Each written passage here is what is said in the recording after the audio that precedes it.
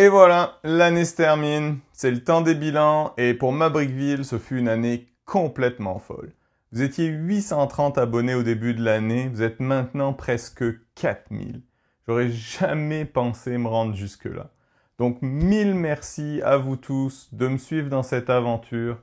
Le but de la chaîne a été depuis le début de partager ma passion pour les villes Lego, partager ce que j'ai appris et surtout inspirer des gens à commencer une ville Lego.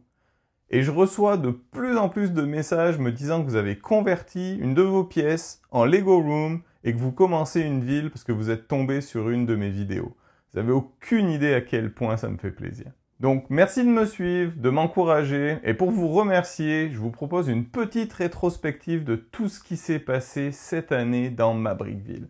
Et surtout, je vous présente les projets sur lesquels je vais travailler en 2025. Vous allez voir, il y a du lourd qui s'en vient.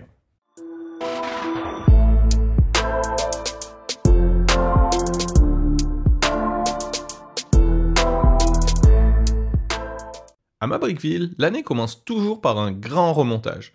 Ça peut paraître surprenant, mais je démonte la ville à chaque année. Ma pièce Lego me sert à héberger les membres de ma famille qui viennent me rendre visite. Et oui, les joies d'être expatrié loin de sa famille. Donc, faut faire de la place.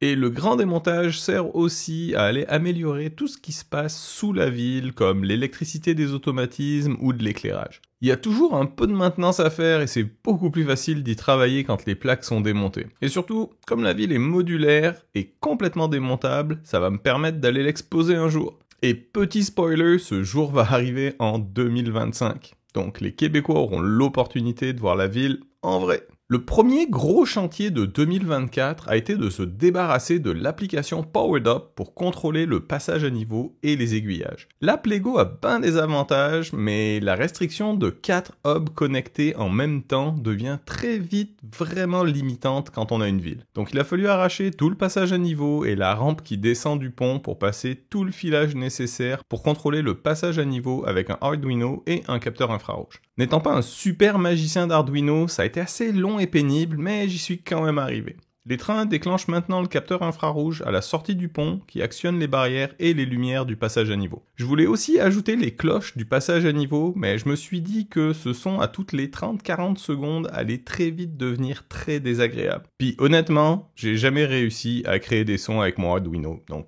j'ai trouvé mes limites. Pour contrôler l'aiguillage qui oriente les trains vers les différents quais de la gare, j'ai créé le système le plus mignon du monde. Le bouton de contrôle est caché sous un lapin, donc faut appuyer sur le lapin pour changer l'aiguillage. C'est niaiseux, mais ça me fait rire à chaque fois que je l'utilise. Et pour terminer avec les améliorations qui touchent au train, TrixBricks m'a fait le plaisir de m'envoyer un énorme stock de leurs tuiles 1x4 et 1x1 imprimées avec des motifs de bois. J'ai donc pu remplacer plus de 1500 tuiles reddish brown qui servaient de traverse de rail par ces magnifiques pièces TrixBricks. Et le résultat est juste complètement fou.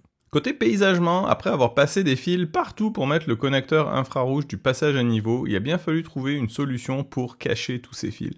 Et le plus simple a été de créer une petite falaise sur le bord de la ville qui vient à la fois cacher le dessous de la ville qui est pas très intéressant visuellement et finir proprement la bordure de la ville.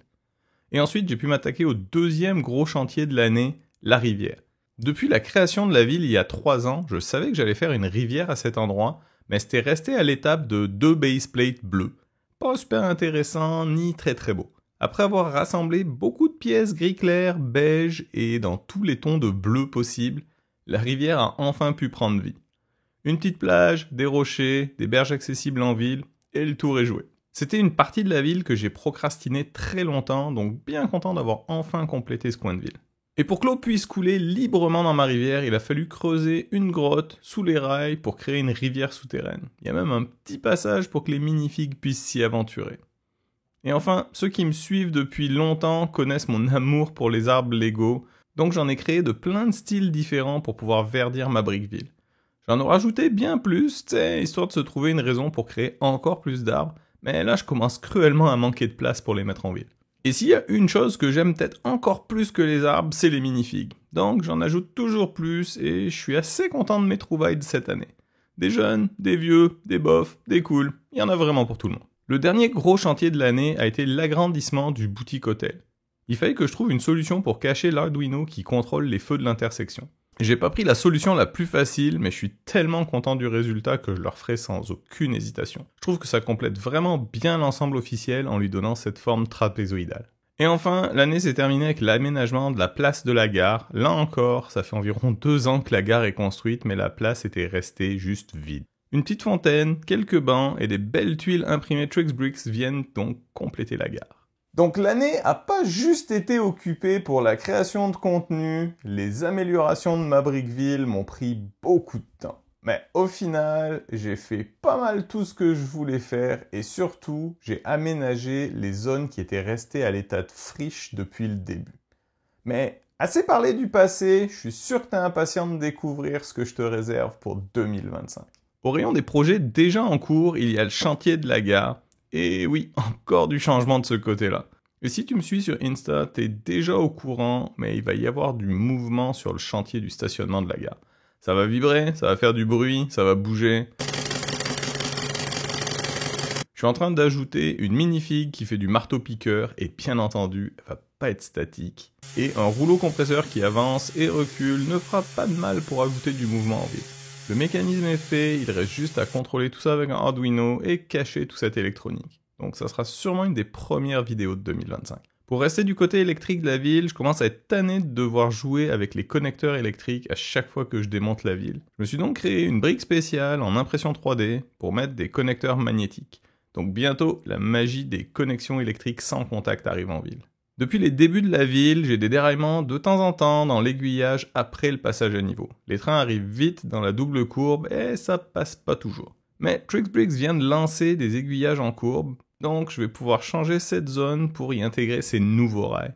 Ça va impliquer de déplacer le contrôle de l'aiguillage, mais les Lego c'est fait pour être monté, démonté, remonté, donc c'est pas un problème. Depuis que j'ai fait la plage, le commentaire que je reçois le plus est « C'est super beau la plage, mais le parc à côté il est vraiment moche ». Eh, vous avez complètement raison. C'est une partie vraiment temporaire de la ville que j'ai jamais vraiment finalisée, juste aménagée rapidement. Donc cette année, c'est sûr, je vais y ajouter des sentiers, des bancs, des arbres, un bel aménagement en prévision. Et enfin, le dernier projet que j'aimerais mener à bien cette année est la création d'un deuxième poste d'aiguillage à l'entrée du dépôt de train. Faut vraiment que je cache l'arrière du cinéma Palace, vraiment plus capable de le voir.